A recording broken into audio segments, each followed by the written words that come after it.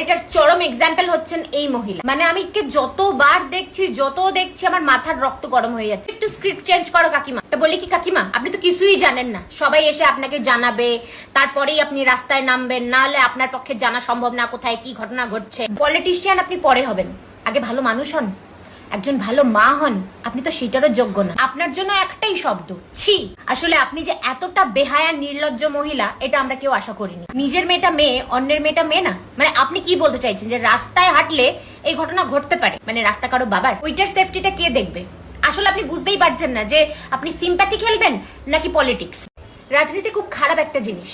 আমি শুনছিলাম যে রাজনীতিতে আসলেই সবাই পাল্টে যায়, সবার আসল রূপটা বেরোয় যায়। আর এটার চরম এক্সাম্পল হচ্ছেন এই মহিলা। মানে আমি যতবার দেখছি আমার মাথার রক্ত গরম হয়ে যাচ্ছে। মানে একটা মহিলা কতটা ফালতু হতে পারে, এনার এই একই প্যানপ্যানানি কথাবার্তা। এবার তো একটু স্ক্রিপ্ট চেঞ্জ করো কাকিমা। তা বলি কি কাকিমা, আপনি তো কিছুই জানেন না, সবাই এসে আপনাকে জানাবে, তারপরেই আপনি রাস্তায় নামবেন, না হলে আপনার পক্ষে জানা সম্ভব না কোথায় কি ঘটনা ঘটছে। বাবা মাকে আপনার কাছে এসে অনুরোধ করতে হবে যে চলুন রাস্তায় নামুন। তা আপনি নিজের মেয়ের সময় কত লোকের বাড়ি বাড়ি গেছিলেন রাস্তায় নামার জন্য? আপনার মেয়ে হসপিটালে ছিল, একটা সেফ জোনে ছিল, ওটা আলাদা কেস।